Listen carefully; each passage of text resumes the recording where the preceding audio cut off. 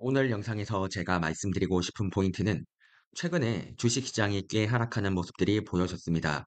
그렇다면 지금 구간에서 주식을 매수해도 될지에 대해서 궁금하기 때문에 저는 지금 구간에서 주식을 매수를 해야 될지 매도를 해야 될지 또는 홀딩을 해야 될지 어떤 식의 의사결정을 해야 될지에 대해서 여러분들과 이야기를 하고자 합니다. 먼저 이 내용들을 이해를 하기 위해서는 제가 오는 날까지 과거부터 지금까지의 생각은 어떠하게 움직여 왔는지에 대해서 여러분들에게 말씀을 드리고자 합니다. 우선 지금까지의 저의 생각들은 어떠했느냐.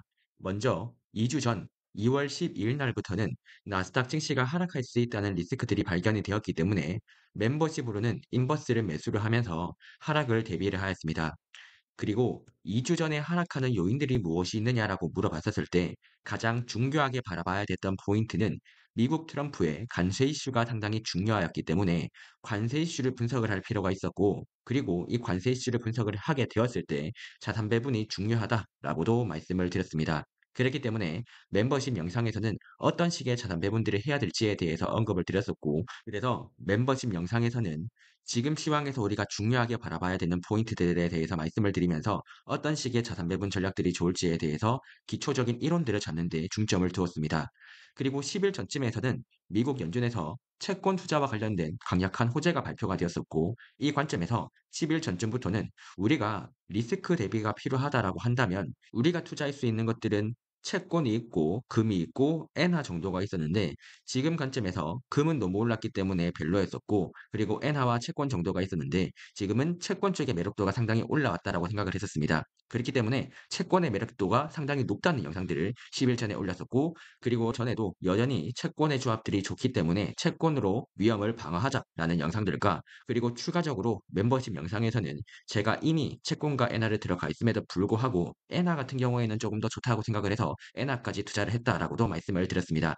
자, 그렇다면 최근 2주간의 흐름들을 바라봤을 때 저의 포트폴리오 상으로는 주식의 하락들을 방어하기 위한 주식숏, 엔화, 채권 같은 것들을 통해 가지고 방어를 해왔습니다. 그렇다면 여기에서 중요 포인트는 지금보다 더 하락을 방어를 해야 될지, 또는 여기서 방어를 한다면 어떤 자산이 더 좋을지에 대해서 여러분들에게 코멘트를 드려야 됩니다. 이와 관련해서 지금 하락을 방어를 해야 되느냐, 주식시장이 지금으로부터 더 하락을 할 수 있느냐, 이 질문에 대해서부터 먼저 답변을 해야 됩니다. 먼저 최근 2주간의 흐름들을 바라볼 때 우리가 증시가 왜 하락을 했느냐라고 물어본다면, 최근 2주간의 조정의 근거들은 첫 번째로는 AI 과잉 투자 우려들도 있었고, 두 번째로는 트럼프 관세 부과 우려도 있었습니다. 그리고 세 번째로는 성장 둔화 우려도 있었죠. 여기에서 가장 중요하게 바라봤던 게 트럼프 관세 부과 우려로 하락했던 포인트들이 사실상은 50% 정도의 영향력들이 있다라고 바라보고, 여기에서 해당 요인들의 영향력이 얼마냐라고 했었을 때 AI 과잉 투자 우려로 하락했던 포인트들은 대략적으로 20에서 25% 정도의 영향력이라고 바라봤었고, 트럼프 관세 부과 때문에 하락을 했던 포인트들이 대략적에서 40에서 50% 정도의 영향력이라고 생각을 했습니다. 그리고 이와 관련되어 가지고 성장 둔화 우려에도 영향을 주었던 게 최근 시장의 흐름이 아닐까라고 바라볼 수가 있다는 것이죠. 자, 그렇다면 지금 현재 상황들은 어떠하냐라고 물어본다면, 사실상 AI 과잉 투자 우려 같은 경우에는 AI 과잉 투자 우려의 핵심 포인트는 그냥 주식이 비싸면 과잉 투자가 걱정이 되는 것이고, 만약에 주식이 싸진다면 그냥 적절하게 투자했다라고 언급을 할 수가 있어요. 핵심은 뭐냐면 AI 과잉 투자가 우려가 되었던 원인이 무엇이냐라고 했었을 때, 가격이 높은 상태에서 여기에서 과잉 투자까지 우려가 되었기 때문에 걱정이 되었던 건데, 지금의 조건은 뭐냐면 과잉 투자가 우려가 됩니다라고 하지만 가격이 지금 싸졌잖아요. 가격이 하락을 하고 있는 과정이기 때문에 가격이 하락을 하면 하락을 할수록 과잉 투자에 대한 걱정들은 줄어들 가능성들이 높다는 겁니다. 결국 제가 여기서 하고 싶은 말의 핵심은 무엇이냐면요, AI 과잉 투자 우려 같은 경우에는 지금으로부터 주식 가격들이 하락하면 하락할수록 해당 걱정들은 줄어들 가능성들이 높다는 것들을 말씀을 드리고 싶은 겁니다. 그렇다면 우리가 지금부터 집중을 해야 되는 건 뭐냐면 트럼프 관세 걱정이랑 성장 둔화에 대해서 걱정을 해야겠죠. 하지만 트럼프 관세와 관련된 걱정 같은 경우에는 이거는 사실상 예측 불가능한 변수입니다. 그렇기 때문에 그냥 포트폴리오를 통해 가지고 분석을 하는 게 좋을 것이고, 그리고 관세 부과 우려 같은 경우에는 저 같은 경우에는 리스크에다가 노출을 시킨다라는 의사결정을 했어요. 왜냐하면 트럼프 관세 정책의 7단계 중에서 결국에는 초반에 강력하게 언급을 하고 나서 나중에는 실제 걱정보다는 이 걱정이 줄어들게 되기 때문에 트럼프 관세 부과 우려 같은 경우에는 그래도 시장이 저격할 가능성들이 상당히 높다라고 생각을 합니다. 무엇보다 이 재료 같은 경우에는 우리가 대비를 할 수가 없어요. 그렇기 때문에 이거를 대비를 한다라고 친다면 여러분들은 현금 100%를 가지고 있는 방법밖에 없다는 겁니다. 그렇기 때문에 이 트럼프 관세 부과 우려 같은 경우에는 사실상 대응이 불가능하기 때문에 다양한 포트폴리오로 대응을 하는 방법밖에 없습니다. 마지막으로 제가 지금 조금 대비를 하고 싶은 전략들이 있다면 성장 둔화에 대한 우려입니다. 성장 둔화에 대한 우려 같은 경우에는 지금 3월 5일부터 3월 7일까지 미국의 고용 데이터들과 관련된 지표들이 점차 뜰 거거든요. 여기에서 성장 둔화를 읽고 나서 주식시장이 하락할 가능성들이 조금 존재를 합니다. 제가 바라보는 이 성장 둔화 우려 같은 경우에는 어디에서 가지고 오고 있냐면 지금 트럼프 행정부가 지금 정부 인력들을 지금 막 해고를 하고 있잖아요. 근데 이 정부 인력들을 해고를 하는 이 폭이 생각보다 강하단 말이죠. 그래서 이번에 정부에 있는 쉽게 말해서 공무원들을 해고를 한다라고 하니까 이로 인해서 실업률이 증가할 가능성들이 존재를 합니다. 지금 제가 대비를 하고 싶은 포인트가 바로 이 성장 둔화에 대한 우려들을 대비를 하고 싶고 나머지 같은 경우에는 굳이 대비를 하지 않아도 되지 않을까라는 생각을 가지고 자 그렇다면 지금부터 우리는 뭘 바라볼 수가 있냐면 이런 내용들을 토대로 해가지고 주식시장이 어디까지 하락을 할 수 있을지 그리고 어떻게 전략을 세울지에 대해서 이야기를 나눠볼 수가 있습니다. 지금 제가 바라보기에 시장이 하락을 만든다면 두 가지 재료가 있는데 첫 번째로는 트럼프 관세 정책이 있을 것이고 두 번째로는 미국 경제 지표가 있을 거예요. 만약에 지금으로부터 5,700포인트까지 하락을 한다라고 한다면 지금의 조건들은 관세 정책과 관련된 악재가 한 번 더 뜨거나 또는 부정적인 경제 지표가 나와줘야 돼요. 그런데 이 관세 정책과 관련된 이야기는 언제 나올 수가 있냐면 3월 1일 날부터 3월 4일 날 이 사이에서 관세 정책과 관련된 호재가 뜰 수도 있고 악재가 뜰 수가 있어요. 만약에 호재가 떠준다라고 한다면 지금 당장 반등을 할 가능성들이 높고요. 만약에 관세 정책에서 악재가 떠준다라고 한다면 5,700에 갈 겁니다. 자, 여러분들에게 그러면 물어보는 거예요. 관세 정책에서 호재가 뜰 거니 아니면 악재가 뜰 거니 이거 맞출 수 있을까요? 못 맞춘다 이거예요. 그렇기 때문에 그냥 지금 관세 정책 같은 경우에는 사실상 대비를 할 수 있는 재료가 아니라고요. 하지만 관세 정책에서 악재가 떠준다면 5,700포인트까지 내려올 수가 있겠죠. 그다음으로 이런 관점에서 지금 5,400포인트까지 갈 수 있는 조건들이 있어요. 5,400까지 되려면 관세 정책에서 악재가 터져줘서 먼저 5,700포인트를 찍은 다음에 부정적인 경제 지표가 또 터져주는 거예요. 이때 당시에 실업률이 조금 더 높아진다는 지표들이 보이거나 하게 된다면 5,400포인트까지도 찍을 가능성들이 생기게 되겠죠. 그렇기 때문에 중요한 포인트는 뭐다? 먼저 관세 정책을 통해 가지고 주식 가격이 먼저 하락을 하고 가격이 하락을 한 다음에 경제 지표까지도 하락이 되었을 때 5,400포인트까지도 내려올 수가 있다라는 관점들까지는 우리가 체크를 할 수가 있겠죠. 다만 이 상황이 과연 나타날 것이냐라고 물어본다면 저 같은 경우 지금 관점에서는 하락을 해봤자 단기적으로는 5,700포인트까지 하락을 하고 한 번은 반등을 해주지 않을까라고 생각을 합니다. 그 이유가 무엇이냐면 지금 심리 지수가 있는데 공포와 탐욕 지수에서 지금은 극단적인 탐욕 구간이고 빅스 지수 또한 지금 고점 라인에 도달을 해왔습니다. 그렇기 때문에 제가 바라보는 관점에서 지금 당장 주식시장이 크게 5,400포인트까지 다이렉트로 하락한다. 이 가능성보다는 5,700포인트를 찍고 나서 그 다음에 한 5,800까지 반등을 하고 그 다음에 5,700에서 내려온 다음에 그 다음 깨지면 5,400까지도 가겠죠. 즉 지금 구간에서는 첫 번째로 5,700을 혹시나 찍었다면 5,800을 한번 반등할 수 있는 이 상황들은 된다라고 저는 바라보는 입장이죠. 그리고 제가 생각하는 관점에서 주식시장이라고 하는 게 여러분들의 생각대로 매크로 영역만 보는 게 아니라 매크로도 보고 가치평가도 보고 차트까지도 다 같이 봐야 돼요. 자, 그렇다면 이런 관점에서 제가 지금 당장을 바라보기에는 어떤 식의 가치를 가지고 있느냐? 가치평가와 매크로 파트에서는 여전히 지금 중립보다는 보류입니다. 그런데 차트적인 관점에서 기술적 반등이 나타나기에 상당히 좋은 구간들이 다가오고 있어요. 지금으로부터 한 번에서 두 번 정도만 더 하락을 해준다. 차트 분석 관점에서 상당히 매력적이라는 거죠.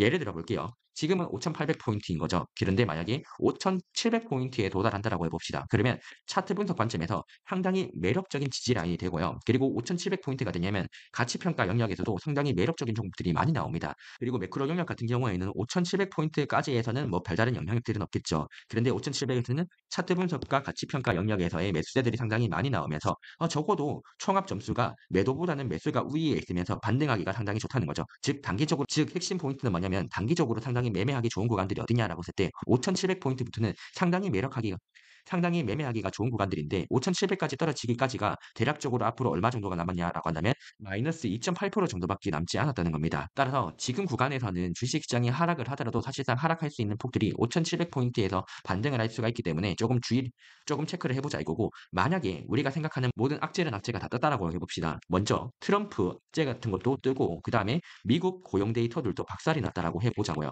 자 그러면 이런 식의 상태가 되었다라고 했을 때는 5,400포인트까지 떨어질 수가 있거든요. 있거든요. 그러면 이 구간부터는 차트 분석 관점에서 상당히 매력적이고 가치 평가 영역에서도 상당히 매력적이고 매크로 영역에서도 상당히 악재란 악재들을 상당히 반영을 했기 때문에 매크로 평가에서도 상당히 좋은 구간들이라는 거죠. 그래서 5,400포인트까지 내려와 준다라고 한다면 상당히 매력적이기 때문에 여러분들이 만약에 안전하게 나는 매매를 하겠다라고 한다면 5,400까지 내려오는 것들을 기대를 하고 매매를 해도 되겠죠. 다만 저 같은 경우에는 이미 포트폴리오 관점에서 모든 게 대비가 되어 있는 입장이에요. 쉽게 말해서 저 같은 경우에는 어떠냐면요. 5,700포인트에서 5,400까지 내려가려면 이때 당시에 반드시 필요한 재료가 뭐냐면 경기가 되게 둔화가 된다는 지표가 반드시 보여줘야지 5,700에서 5,400까지 내려갈 수가 있어요. 그런데 저 같은 경우에는 5,700에서 5,400까지 내려간다면 이게 경기 둔화라는 지표를 읽어야만 가능하거든요. 그러면 경기 둔화를 읽을 때 뭐가 수혜를 보겠어요? 채권에서 수혜를 볼 것이고 엔화에서 수혜를 보겠죠. 그런데 제가 채권과 엔화 둘 다 합쳐가지고 보유하고 있는 비중들이 대략적으로 60% 수준이란 말이에요. 상당히 많이 보유를 하고 있어요.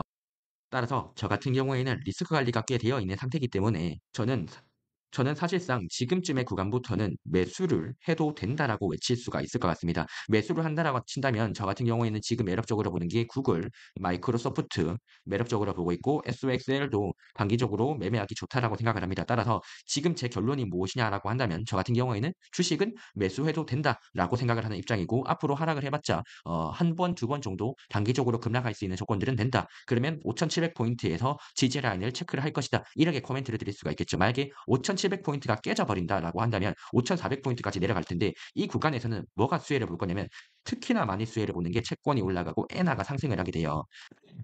그래서 5,400포인트까지 내려왔다면 이때는 채권과 엔화 팔고 채권과 엔화의 비중들을 상당폭 줄이고 그다음에 주식을 사는 전략들을 취할 수 있겠죠. 자, 이렇듯 이런 식의 전략들을 취할 수 있는 게 저는 이런 식의 관점에서 주식 같은 경우에는 지금은 매수를 해야 된다라고 바라보는 입장인 거죠. 그렇다면 조금 더 구체적으로 들어가서 제가 하락을 한다면 어떤 자산들을 방어 자산으로 삼아야 될지에 대해서 다시 한 번 더 코멘트를 드릴 건데 트럼프 관세 정책 같은 경우에는 누군가는 수혜를 보고 누군가는 손해를 봅니다. 그런데 이번에 트럼프 정책에서 수혜를 봤던 종목들은 한국 주식 입장에서는 조선과 해양 쪽에서 수혜를 봤었고요. 반면에 반도체 쪽에서는 악재를 봤었죠. 그렇기 때문에 반도체는 하락하는데 조선과 해양은 상승을 해주면서 한국 코스피 지수 같은 경우에는 부합권을 이뤘던 거예요. 그런데 지금 반대로 손해를 보는 종목들도 있겠죠. 이렇듯 트럼프 관세 정책 같은 경우에는 수익과 손실을 보는 종목들이 다양하게 분포를 하기 때문에 이런 점에서는 동일 가중 ETF를 통해 가지고 리스크를 분산하는 전략이 좋아요. 쉽게 말해 동일 가중 ETF라고 한다면 RSP라고 하는 티커가 있어요. 이건 뭐냐면요. 지금 미국 주식을 바라보게 되면 빅테크의 비중들이 대략적으로 막 7개의 종목들이 한 30%의 영향력을 미치고 있잖아요. 그러면 동일 가중 ETF는 어떤 식의 영향력을 미치냐면요. 빅테크 7가지의 종목이 있다면 이거 종목 7개죠. 그러면 한 종목당 1%씩 7% 정도의 영향력을 미치게 하겠다. 이런 식으로 동일 가죽은 모든 종목당 동일 비중으로 영향력을 미치게 해줄게. 이게 중요 포인트라고요. 지금 미국 지수 같은 경우에는 시가총액 비율이라고 해가지고 애플이 증시에 미치는 영향력이 크면 클수록 지수도 여러분들이 매매하는 ETF 자체도 애플과 빅테크 같은 것들을 따라가기는 추정을 해놨는데 RSP와 같은 동일 가죽 ETF들은요.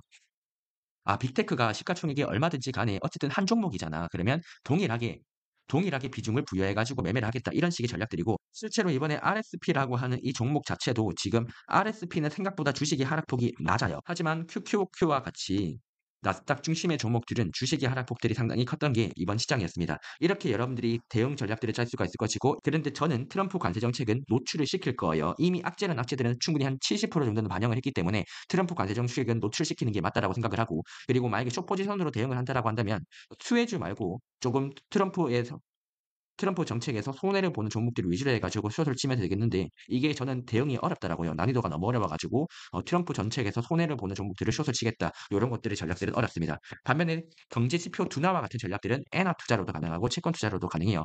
경제 둔화가 경제 지표가 둔화가 된다라고 한다면 미국에 있는 채권 금리가 하락하게 될 것이고요. 지금 채권 금리가 하락을 한다라고 친다면 여기서 동시에 나타날 수가 있는 게 기대 인플레이션들도 낮아질 수가 있거든요. 그러면 기대 인플레이션들이 낮아지게 된다면요. 이 관점에서 실제로 연준에서도 금리를 내릴 수가 있어요. 그러니까 최근까지도 연준에서 금리 동결을 해야 되겠다고 외쳤잖아요. 근데 이 금리 동결을 외쳤던 이유가 사람들의 기대 심리가 자꾸 물가가 오르는 거라고 걱정을 하고 있어서 그런 건데 지금 경제가 박살 날 것 같다라고 해가지고 이미 시장이 생각하니까 금리가 떨어지는 거잖아요. 다시 한 번 더 지금 3월 7일쯤부터 만약에 경제 데이터가 둔화가 된다는 걸 읽게 되는 순간부터는요. 이때부터는 "야 경제가 망가질 것 같아요."라고 하는 걸 읽게 된다는 거예요. 경제가 망가진다는 것들을 읽게 된다면 자연스럽게 기대 인플레이션들은 낮아질 수가 있겠죠. 기대 인플레이션이 낮아진다라고 한다면 연준에서도 금리를 내릴 수가 있게 되는 환경들이 되게 됩니다. 연준에서 금리를 내리게 된다라고 한다면 채권 쪽에서 수혜를 볼 것이고 엔화 쪽에서 수혜를 보겠죠. 따라서 이런 식의 관점에서 경제 지표가 둔화가 된다라고 한다면 채권과 엔화 비중 같은 경우에는 여전히 들고 갈 필요가 있다는 것들을 체크를 할 수가 있을 것이고 숏 포지션 같은 경우에는 조금 애매한 게 경제가 둔화가 되더라도 AI 관련주 같은 경우에는 경제 둔화에 대해서 타격을 그렇게 받지가 않거든요. 그렇기 때문에 AI 관련주 같은 경우에는 오히려 금리가 하락한다는 데에서 수혜를 보고 반등할 수도 있어요. 그렇기 때문에 제가 바라보기에는 관세 정책도 그렇고 경제 둔화 지표도 그렇고 수업을 통해 가지고 대응을 한다는 이 전략 자체는 지금은 주식 가격들이 떨어져 버린 상태고 또한 심리 지수들도 공포와 탐욕 지수가 극한의 공포에 있기 때문에 지금 관점에서는 숏으로서 대응을 하는 전략들은 타당하지 않다라고 생각을 하고 오히려 주식은 지금 관점에서는 매수하는 관점이 타당하고 혹여나 여기에서 나는 트럼프 정책들을 제대로 대응을 하기가 힘들다라고 한다면 동일 가중 ETF를 사거나 아니면 워렌 버핏 주식을 사는 식의 방법들도 하나의 방법들이 있을 겁니다. 다만 동일 가중 ETF를 했을 때는 미국 경제 데이터 둔화를 대응하지 못해요. 다시 한 번 더 동일 가중 ETF를 매매를 한다면요. 미국 경제가 나빠진다고 할 때 이거 대응 못 하고요. 만약에 경제 지표 둔화를 방어하려면 그냥 QQQ 같은 것들이 오히려 나을 수도 있습니다. 그렇기 때문에 여러분들이 어떤 리스크를 대비를 하고 싶으냐에 따라 가지고 매매하는 주식들 전략들 자체가 다르고 나에게 "난 이런 거 다 모르겠어."라고 한다면 그냥 워렌 버핏 주식 사는 것들도 하나의 전략이 될 수가 있겠죠. 이렇게 오늘은 제가 생각하는 전략들에 대해서 말씀을 드려봤습니다. 먼저 "하락을 더 방어를 해야 되는가?"라고 하는 질문에 대해서는 저 같은 경우에는 오히려 단기적인 트레이딩 관점에서는 매수하는 전략들이 강할 것이고 저 같은 경우에는 마이너스 2% 정도만 더 하락을 한다면 저는 매매를 하는 게 좋지 않을까라고 생각을 합니다. 혹시나 제 포트폴리오가 궁금하시다라고 하시는 분들은요. 제가 과거 영상에서도 제가 포트폴리오 비중들 적어 두고 제 계좌 수익률들을 인증한 거 있으니까 여기에서 보시면 되고 멤버십 같은 경우에는 일주일 전에도 최신 포트폴리오들이랑 비중들이랑 정리해 가지고 커뮤니티 게시글들에다가 올려놨으니까 비중들이 어떻게 들어가 있는지랑 체크를 하시면 좋을 것 같습니다. 이상으로 오늘 영상은 여기서 마치도록 하겠습니다.